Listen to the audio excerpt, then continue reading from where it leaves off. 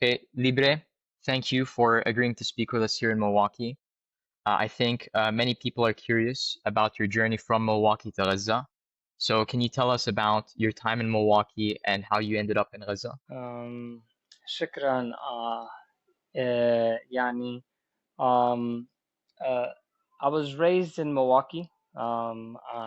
Grew up on the south side, east side, north sides of Milwaukee.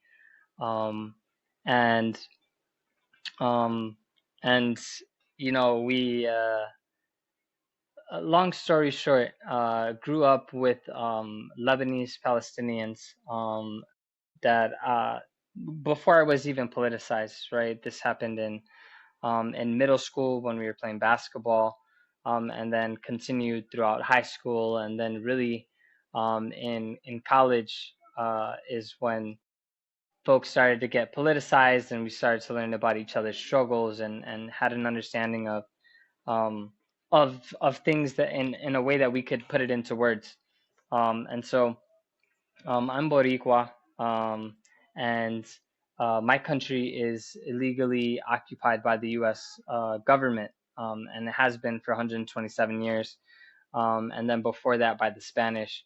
And so, learning about our Palestinian brothers, sisters, and people and their struggle, there's a lot of similarities, right? It's not the same thing, but it comes from the same root problem, not surprisingly.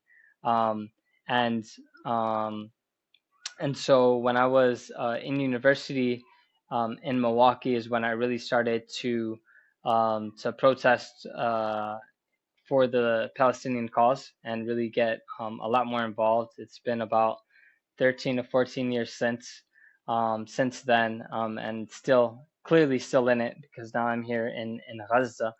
Um, and then I moved, met some more. I studied in Chile for a bit, and I don't know if folks are aware, but the largest population of Palestinians outside of Palestine is in Chile. Half a And million. so, yeah, Yani, and mostly from Bethlehem, if I'm not mistaken. So, kind of being in that environment of constant protests, constant youth struggle, and then coming back to Milwaukee, started protesting. First time being handcuffed was demanding a divestment of our university from the settler colonial project of Israel, as along with more culturally relevant classes, staff, and and amongst other things. And so eventually left Milwaukee, moved down south, uh, ran into more Palestinians, and then continued organizing. And in 2022, I went to the West Bank. So I went to occupied Palestine to pick olives for the olive harvest, um, and was there. Ended up staying for about a month. So Yani Bethlehem, Hebron, or Khalil, Yani Ramallah, Jericho, and other parts of the West Bank, and seeing the physical occupation changed changed my mind. It changed the sense of urgency that I had to do something about what was happening.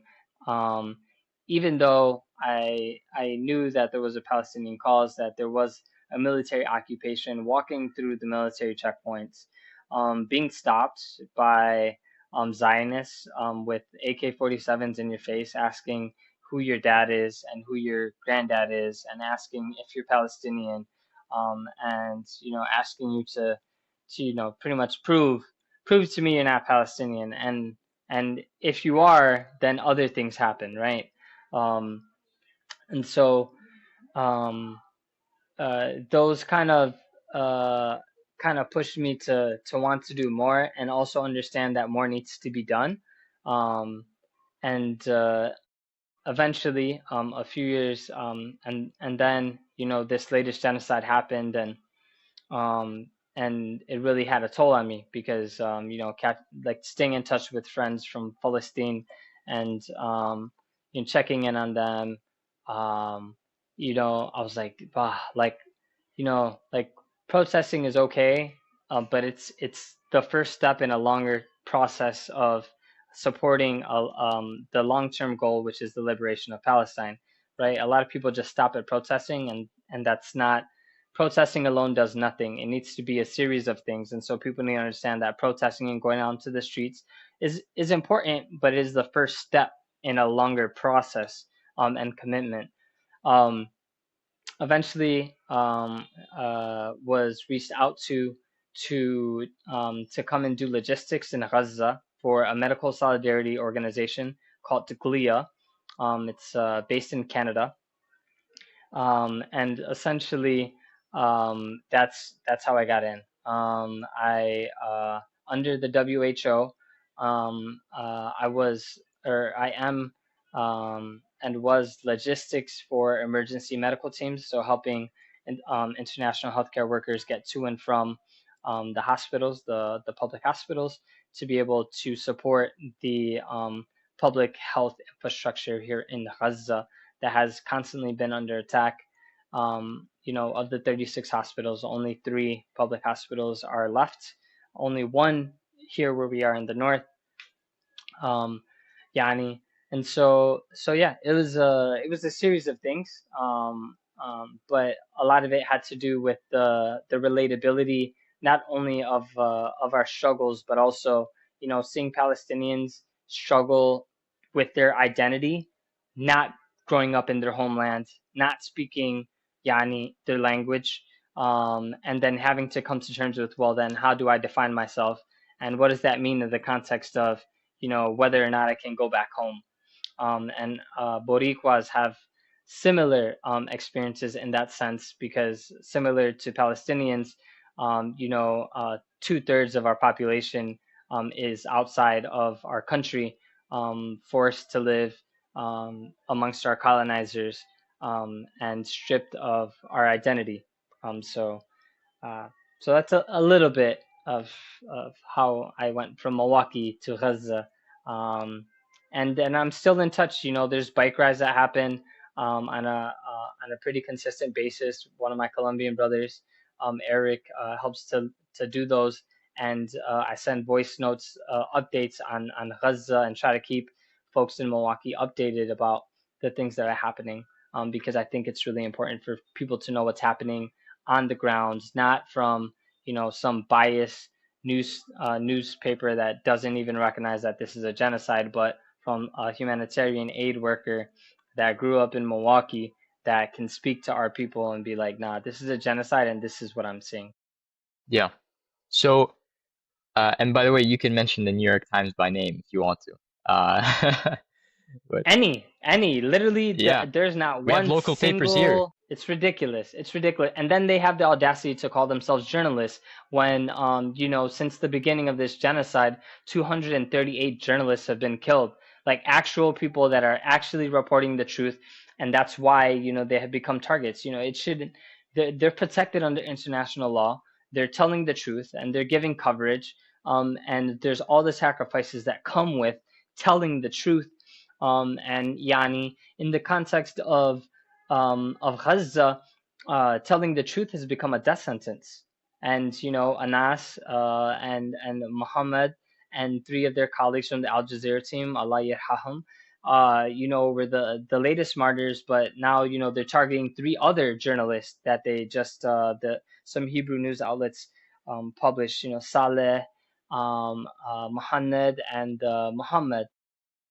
And so we have such clear evidence pointing to violations of international law, that it just makes me question whether or not international law is it even makes sense.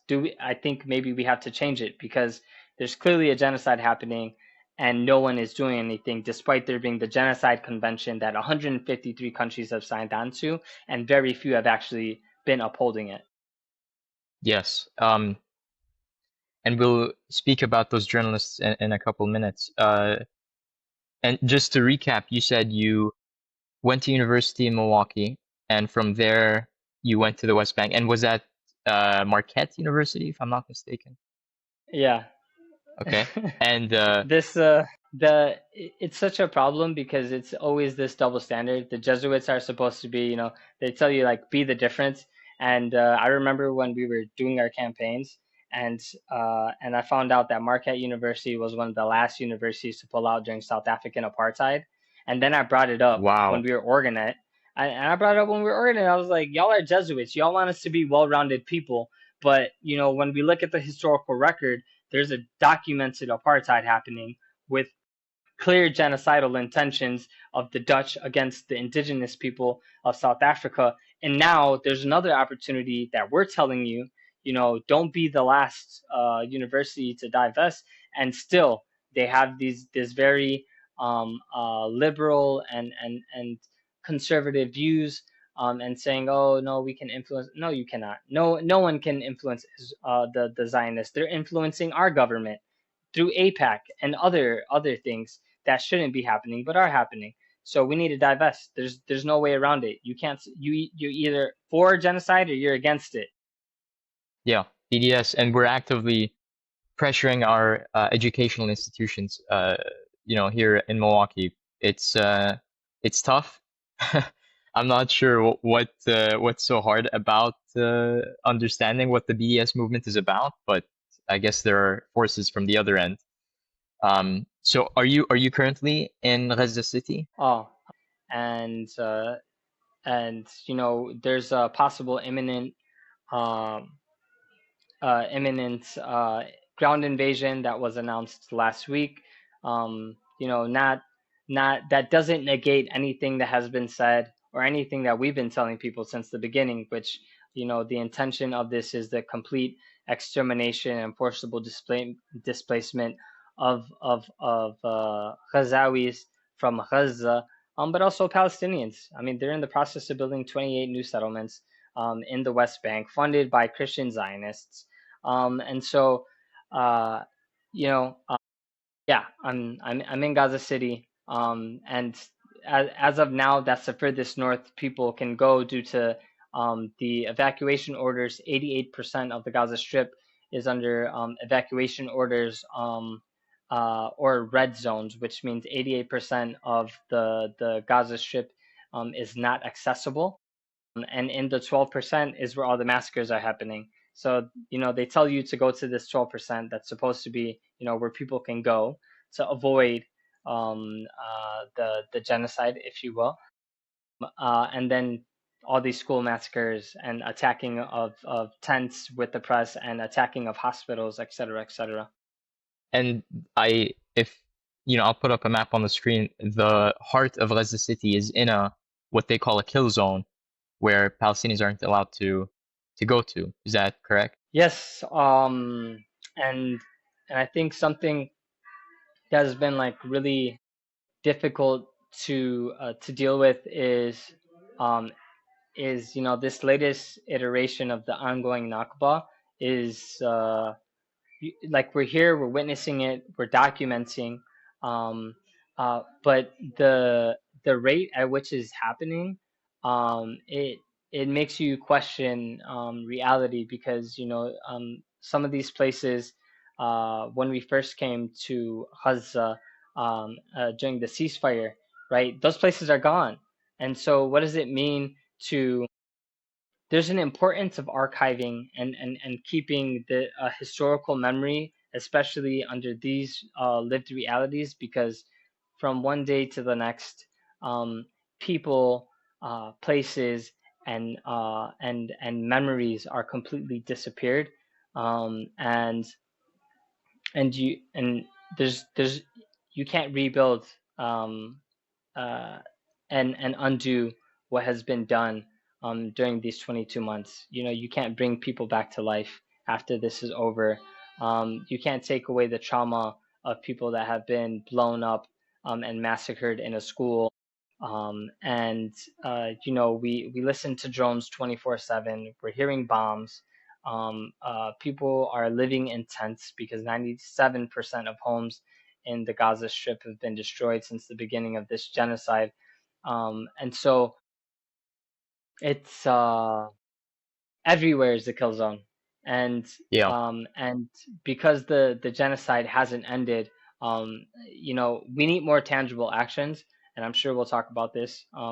But uh, you know, people here, including myself, it's like we love life and we want to live, but everyone's prepared to die, um, because we don't see any end.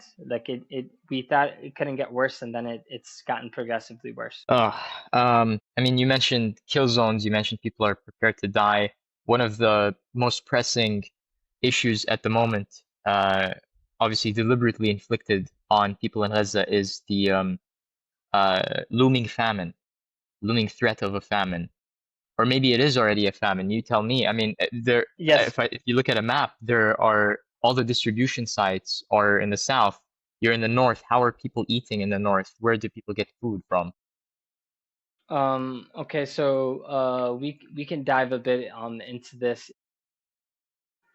Something that happens, and something very intentional about colonial violence is it wants to force you to be fully dependent on the colonizer. And how have the Zionists been able to do this up till now? Well, they've been attacking all forms of infrastructure that existed prior, and since they control the border, they're able to dictate what comes in and what comes out. And so, throughout this genocide, there has been an intentional destruction of over 83% of agricultural land. All livestock has been completely disappeared. Not disappeared. It's been completely massacred. Right? They've killed most of the animals in Gaza, gotten rid of most of the agricultural lands. Whereas before this latest genocide, there was a level of food sovereignty. Now you have you have all of the Palestinians dependent on foreign aid, and who gets to control whether or not the foreign aid is coming in? Well, not surprisingly, the same ones that are committing the genocide. And so, what we've seen through there's been a siege on Gaza, yani, for 22 years, but this latest total blockade that was announced on March 2nd, um, was done intentionally to add a new level of of the to the adding of the genocide, right? A new way to kill people, which is through intentional forced starvation. And we've gotten to the point, it's been 5 going on 6 months, where 85% of the population is in stage 5 famine, which means even if we were to bring in the aid that UNRWA has in Masr in Egypt, Hmm. yani 3 months worth of trucks, 3 months worth to feed the whole population. And before March 2nd, before this total blockade was imposed, the latest one, there was over 400 aid distribution sites throughout the whole Gaza Strip. Now there's just four. There's one on Netzarim, and then there's three in the south. So um, uh, yeah, 85% of the population is stage 5 famine, and 100% of the population is on track for malnutrition. Uh, and that includes everyone. And I've lost. I know we just met, but yeah, so you didn't see what I looked like before. But yeah, I mean, everyone's losing weight. We're eating once a day, and we're the ones um, that have a little bit more access to resources. And so we're rationing and we're eating once a day, whereas the most Palestinians are eating every 2, 3 to 4 days. Um, and it's also uh, the the one of the ugliest things was the this GHF, and I know many people have been hearing about it lately. There's been a whistleblower, Aguilar, um, uh, who has been talking and saying what we were trying to tell the world before they even allowed GHF in, which was if you militarize humanitarian aid, which breaks international law, that there would be increased amount of mass casualties and massacres. And that's exactly what happened. From the very first day, May 28th, when they started their distribution. And ever since, there has been massacres at every day that they've done a distribution, and it's gotten to over 1,500 people have been massacred. We're talking about hungry, starving people that are going to look for what they think is aid, but is really has become a death trap. If you understand what GHF is, the Gaza Humanitarian Foundation, um, we can make a few observations. Well, what does the West think humanitarian means? For them, it means taking advantage of a population and forcing them to do what they want, which is exactly what the Gaza Humanitarian Foundation is doing. They're militarizing and weaponizing aid to force Gazans out, and also to lure in Gazans to kill them, to justify it, to say, that these hungry people, for any reason they can invent, because they always make reasons up, that it was a justified killing. And there's been a lot of critiques of this, um, and the GHF sites need to be defunded. They don't work. It's former U.S. Special Force veterans working and coordinating with the Israeli occupation forces, which is why these massacres have been happening in mass. So we're seeing a lot of, and a lot of our doctors are talking about this. On different days they'll see different wounds, because the snipers have different days of the week where they focus on different things. So maybe Monday you'll see everyone with headshots.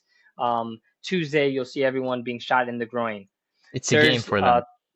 it's a game, it's target practice, and it's very much intentional. Um, and so we have to be aware. And the justification for this was that there was a certain resistance group that was stealing aid. The UN and WFP, the largest distributors of aid, said that is not true. Not surprisingly, Israeli outlets also reported that that was not true after it came out and it was exposed.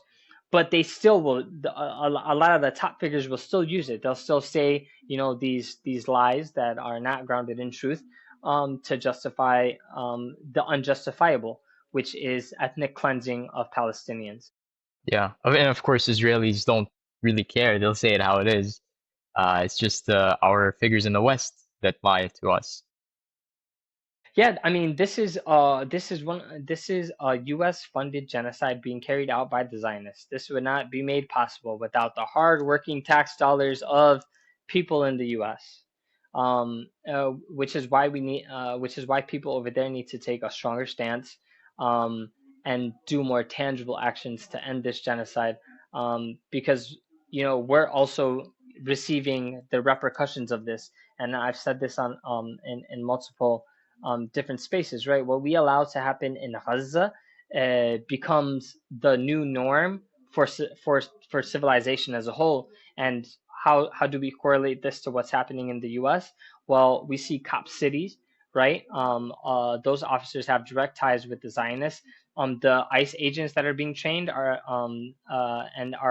kidnapping people, disappearing people, and taking them to Alligator Alcatraz in Florida.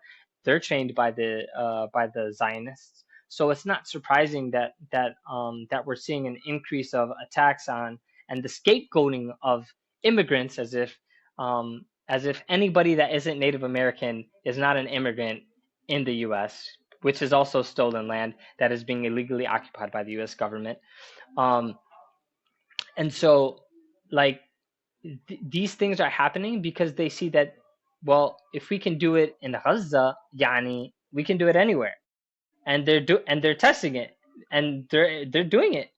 I mean, the same type of crazy things that we're hearing, in terms of Palestinian hostages, of which there are about 11,000 illegally detained Palestinian hostages, at this time. Over 1,000 of them being healthcare workers. Right, we're hearing these cases of people dying from being raped, sexual abuse, being beaten. And then guess what? When we look at Alligator Alcatraz, the same things are happening. And it's not, I mean, there's literally direct connections between these things. And we need to understand that this is our fight. Yeah, This and really is our fight. do you know anyone? any of the Palestinians that have been taken hostage by Israel? I mean, 11,000, that's a really big number. Uh, we know some people that were eventually released during the hostage exchange, and so the stories that people say, and the reality of what they lived. For example, one person, um, uh, they had a leg, they had an infection in their leg when they were detained at a hospital that was sieged by the Israelis. The Wait, Zionists why'd took they take everyone. him if he was at a hospital Uh, being treated? so something that the Israelis do, because they don't respect international law and there's nothing moral about them, is that they will raid hospitals because they don't want people to be treated. They don't want Palestinians to live. So they'll raid hospitals, they'll destroy them, and then they will detain anyone receiving care, or and any of the healthcare workers that are at the hospital. Now they make all types of claims, right? Like they've claimed that under Al Shifa there were tunnels, and guess what? We have never found since that claim was made tunnels. Not surprisingly, they lied about it. Not only that, when the whole situation with Iran happened, we found out that the Israelis were building tunnels under hospitals in occupied Palestine, and they were using them as military, and they were using the hospitals as military bases. So every accusation is a confession, as people say. um, and they can make up any excuse for taking them, but the reality is it breaks international law, and it is above their jurisdiction to do any such thing. Um, and uh, and this individual ended up losing their leg when they didn't have to. It was routine infection that could have been easily treated, but because it wasn't, and because they wanted to treat this person torturously, they waited until it was too infected, and then they amputated his leg without anesthesia. And so when he was released, it was with one less leg, one less And limb. then, and Israelis aren't like operating in conditions like the doctors in Gaza are operating under. They have anesthesia in Israel, right? So they One did it hundred percent. purely for torture. These doctors, these Zionist doctors, that are probably believers in eugenics, because of the Zionist ideology and the way it tries to create supremacy. um, they're equally as complicit in this genocide, as any other citizen of the Zionist state. So, and they're helping and they're torturing people and they're doing these things with pleasure Do, and do on purpose. doctors do doctors in Israel take the Hippocratic Oath? Do you know? I have no idea. I can't tell you. I do know that whether or not you've taken it, you know what's right and wrong. Of And course. as a doctor, you're supposed to save lives. And whereas we have seen Gazan doctors saving the lives of hostages, of Zionist hostages, we don't see the same thing being done, um, uh, and for the Palestinians. And to add insult to injury, they are stealing Palestinian bodies, they are stealing organs. This is not nothing hidden. There was a report that came out in 2014, talking about how they were stealing organs and stealing skin from Palestinian dead bodies and Palestinian hostages or dead bodies being returned without organs. And so, we have to be aware of the extent to which they've been continuing to torture Palestinians throughout, since before even 1948, or yeah, 1948. You mentioned Al Shifa Hospital, which is, of course, near Gaza City, which is also the site where recently four members of the Al Jazeera team reporting from North Gaza were massacred, deliberately targeted by Israeli forces, including Anas al-Sharif, Mohammed Qreiqa, Ibrahim Zahir, and Mohammed Nofal. Um, how do people view these journalists and the press in Gaza? I can tell you here in the pro-Palestine movement in Milwaukee, we revere them greatly. How do people view these figures in Gaza? I mean, they're very well respected. Everyone knows that they're the ones that have taken on the burden the burden of truth, the burden of showing the world what is happening at the expense of their own safety and their family's safety.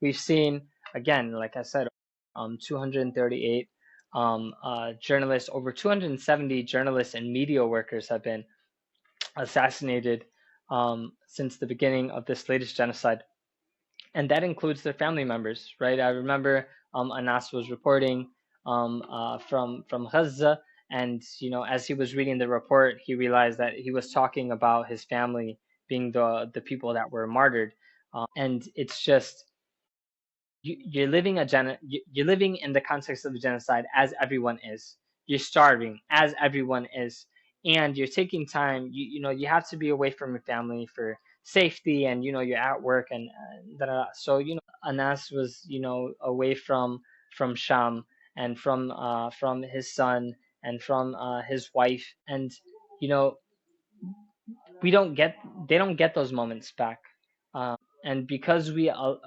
allow for them to be indiscriminately attacked, and because there are no repercussions, there are over 20,000 orphans in Gaza, um, and reporters are revered because they are they're doing they're showing the world why it needs to stop, and it's for 22 months reporting the truth. It's become a death sentence, and they become targets, and still they continue to continue to report despite that. So people have a large amount of respect for these individuals, especially somebody like Anas, who was kind of the poster child for truth telling, and this steadfast reporting every day, even when it felt like too much of a burden. And I think it speaks to the the beauty of Palestinians in that they, even under genocidal conditions, they want what's in the best interest of their people, which is to know what's happening, um, and to continue reporting and to continue to tell the world, so that there's no denial of what exactly is taking place. And part of the reason why they were attacked was, or we could say that is that there's an impending ground invasion, and the Israelis don't want this to be documented, so that we don't continue to have evidence for the war crimes that they've committed, and the genocide that they are committing. Yes. I want to move into the topic of organizing.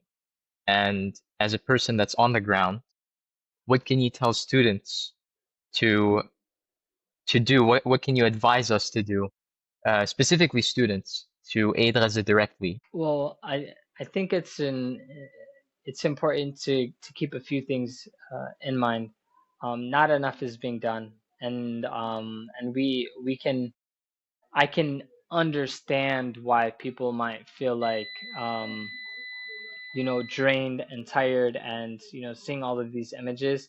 I do want to remind, especially the younger folks, you're gonna have to live in the world that that that will continue to exist, after us, and what we allow to happen here will be a part of the reality that you will have to live in, and that your children will have to live in, if you decide to have children. And so we absolutely need to do more tangible things, and not in this liberal sense of just sloganeering, which means just throwing out words and phrases. And right, we have to understand there are people that say, free Palestine out in the streets, and then there are people that help to create a free Palestine. And we want people to be the individuals that help to create a free Palestine. And that only happens through tangible things. The genocide is a tangible thing, and it needs tangible things to be done. And so movements like the BDS need to be uplifted, because it involves individual things that you can do, like boycotting, right? Like instead of Coca-Cola, you buy Palestine Cola or Salam Cola, or you don't go to any place like Starbucks, or invest in any of these companies that are benefiting off of the genocide. Um, and sanctions, which are economic measures put in place to cripple the colonizer. And this is important. Students, like, especially if you're looking, if you're thinking, okay, like, why are people saying sanctioning? The only reason why South African apartheid ended was not because the Dutch thought that the indigenous South African population that they were colonizing all of a sudden were human. It was because economic reasons. There was enough economic sanctions imposed on the Dutch that they had to stop apartheid in South Africa. Um, and then you have Nelson Mandela being released and not surprisingly supporting Palestine and actually flying to Gaza when the little bit of time that they did have an airport in Gaza. Um, and so when we're talking about that, and then there's divesting, right? So making sure that anything that you're giving to, that it's not going to the occupation, this current genocidal occupation. So these things work, and they require people to organize in mass. And and for young people that are maybe discouraged by the constant just going out and protesting, it's because protesting alone doesn't change anything, right? It's one step. Absolutely. Protesting is a moment, and what we're trying to do is create a movement. And in order for a movement to be successful, it's a long term process and a long term commitment that requires you not only to go out and protest, but to think of other things that need to be done, right? If we're talking about Palestine, people need to be educated. So that's something that teachers can help with. We need food sovereignty. So we need people that are familiar with land. And, we need to rebuild Gaza. We need architects. We need engineers. We're going to need a huge amount of mental health, um, and not from this savior complex of we're going to save Gaza. That's for Palestinians to do, right? We're not here to save anybody. We're here to help and to serve the people, because that's solidarity. Solidarity is not words; it's actions. We can't get into this liberal thing where everyone is now making a statement that the genocide is bad. Well, where were you for the last 22 months of this whole genocide? Now it's becoming popular to say that you're against the genocide because now you're seeing 108 children die from mass starvation, and their skeletal bodies are undeniably something that you have to be against. And so now everyone is all of a sudden switching to the other side, like Piers Morgan, and all of these other people that were Tucker Carlson. for the genocide, and Tucker Carlson, right? And it's not to say that they shouldn't have switched sides, because they should. The thing is, it shouldn't be because of popular push by popular society, or something that you can. From the day one, they should have been against the genocide of Palestinians. Um, since 1948, they should have been against the illegal occupation of Palestine. Um, and so there needs to be actual organizing, which is a tangible thing with an organization that is doing things on the ground. And some people are supporting financially by helping people get access to food, or by funding water campaigns, right? So everyone really does have a role, and everyone should play a role to end it. Because if you're silent about this, you're equally as complicit as the people that are carrying it out. Yeah. So for students at UW Milwaukee, that means pressuring the administration to, one, disclose what their foundation is invested in, and then two, divest from those funds that are complicit in the genocide. And the same applies to students at Marquette University, of course, and all other universities in the United States. Uh, you mentioned Yes. that it's, yeah, you mentioned that it's I become a was. trend. Sorry, go ahead. Uh-huh. No, I was just gonna say, for students, like, you also have to organize strategically, because they're banking on you leaving after 4 years, and we need to get freshmen to be equally as involved in movements as seniors. For seniors to let the freshmen know, and get them up to date on, okay, we've already done this. This is the this official at the university is gonna try to tell you, that we can start a committee on this to talk about it, and that's not gonna work, right? They always try to do committees, or some type of We've meeting, and we experienced don't that, need meetings. exactly what you're saying. They made a Middle Eastern North Africa committee, and everybody on it is essentially, it's a bunch of liberals or people that are outspoken, but it's essentially a useless committee. It's incredibly frustrating. And yeah, I take your point. Training freshmen, that's what we're currently doing at Milwaukee, at least. And you mentioned that it's become a trend to come out against the genocide. We've successfully pressured in Wisconsin. We've successfully pressured Senator Tammy Baldwin to vote to block certain weapons to Israel, which previously, of course, she was a solid no vote on these resolutions. But we're kind of stuck trying to convince other congressmen, congresswomen. What's your message to these U.S. lawmakers who refuse to acknowledge the genocide in Gaza, particularly to Congresswoman Gwen Moore, who you were a constituent of? Elected officials need to remember who they're serving, and it's not a foreign government. It's not the Zionists. It's the people of Milwaukee. It's the people of Wisconsin. And if you were to vote in the best interest, you would be investing in infrastructure, not in genocide. And you wouldn't be taking money from a foreign entity to help them, to help give them the things that we don't even have, right? In the U.S., people that grow up in the U.S., we've been demanding free healthcare and education, and these are some of the things that we're paying for to be available in the Zionist settler colonial project of Israel. They have free healthcare, and guess who's paying for it?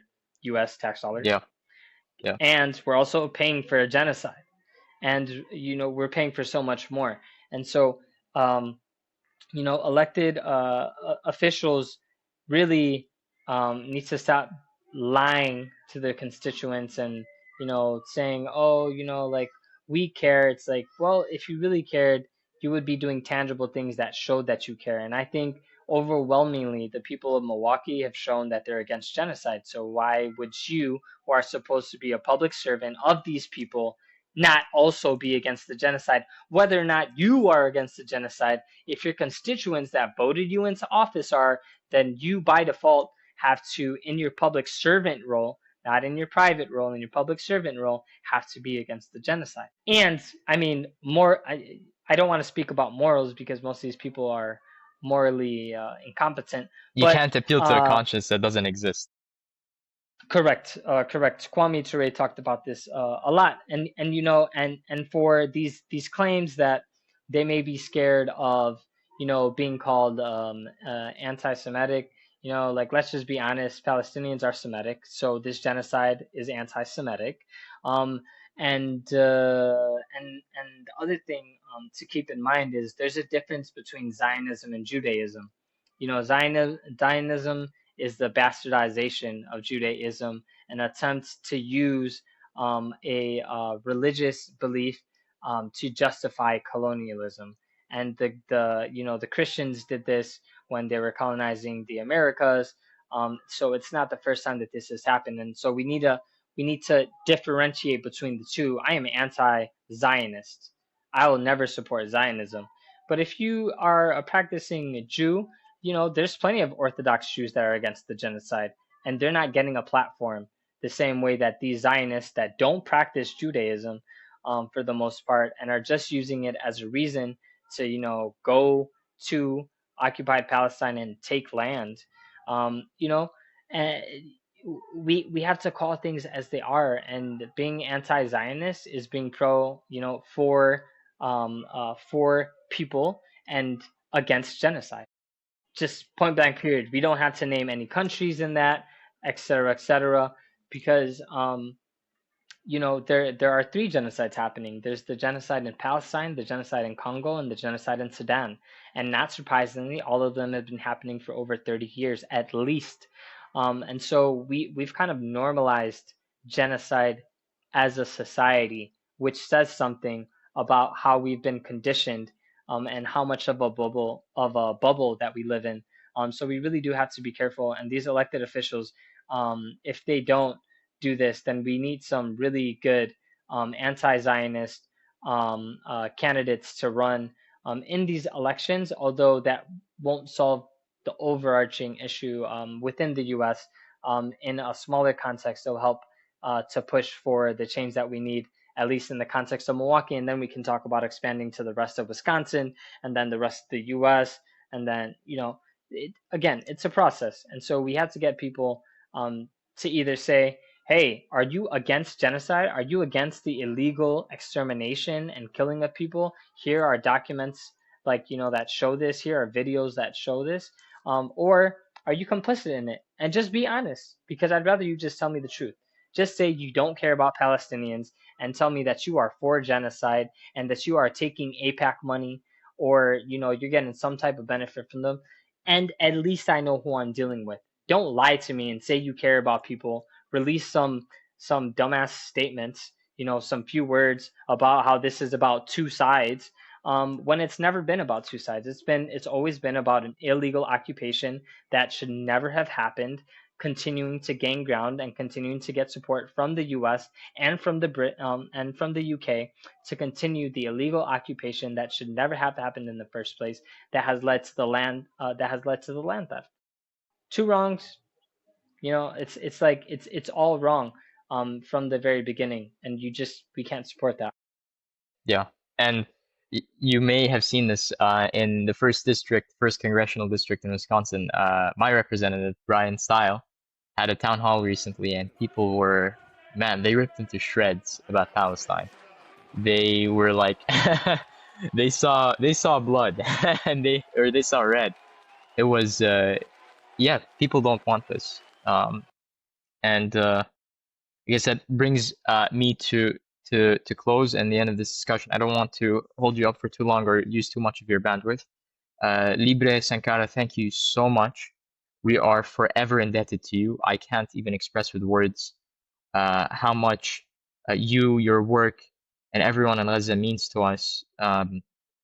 We are working on organizing and making tangible efforts, especially in the BDS line, and on our university campuses. So thank you for your advice and um, all of the insight that you shared with us today. I want to say shukran to the Kulu Anas Falistini that are taking a stand for their people. Not that everyone is, but thankfully there's a large majority of DJ Palestinians Khalid. taking a stand. Oh my God. That's just one example.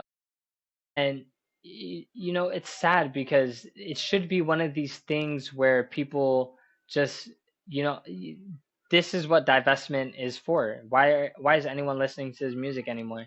Dave Chappelle called him out, and Dave Chappelle is, a black man in America, and he said, like, you're not talking about the genocide of your own people. What kind of person are you? And other Palestinians and Palestinian community has called them out as well. But I want to say, like, I really do want to be grateful to the Palestinian community for allowing me to serve them in this very tangible way during this genocide.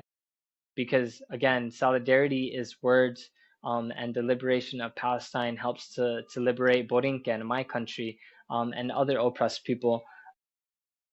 No country liberates itself, and so we have to help each other, carry each other. Um, and the being against this genocide, of course, I would be against this genocide and here to help the people of Gaza. But I'm not a hero. I'm a regular person that grew up in Milwaukee. I'm a Boricua, so I grew up away from my homeland, and so I understand what's at stake for the future of Palestinians, if they are forced from their land, and it continues to be occupied. And so I don't want that. I don't want that for anybody. Um, and because of my experiences growing up in Milwaukee, it did help to shape my world perspective when I started to travel, to understand that the lived experiences that we have, as poor people, as oppressed people, as people from the global south, and people of the global majority, is that a lot of these things are happening in other places. It's not just Milwaukee. It's not just Gaza. There are so many other places that are having similar things, which means we have a systematic issue that needs to be addressed, which is imperialism, that necessitates the exploitation of our people, that necessitates the land theft of indigenous people to their homeland, and this very in your face cultural erasure and ethnic cleansing that is happening in Gaza. I mean, we take pictures as much as we can, and we enjoy each other, because I cannot tell you how many times I have not been able to say goodbye to people, and how much it hurts to be in community and to build community with such beautiful people and to continue to lose them.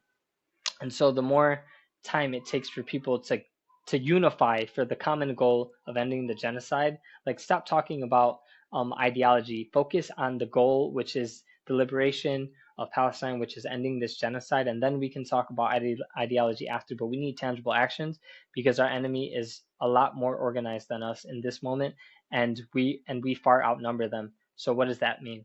It means that we really need to organize and focus on what is at stake, and every hour that passes, every minute that passes, we lose people, we lose memories, we lose places, um, and it is taking a toll on us, because we don't get to put our phones away and escape a reality. We are living the reality that we're telling you about, and that is happening.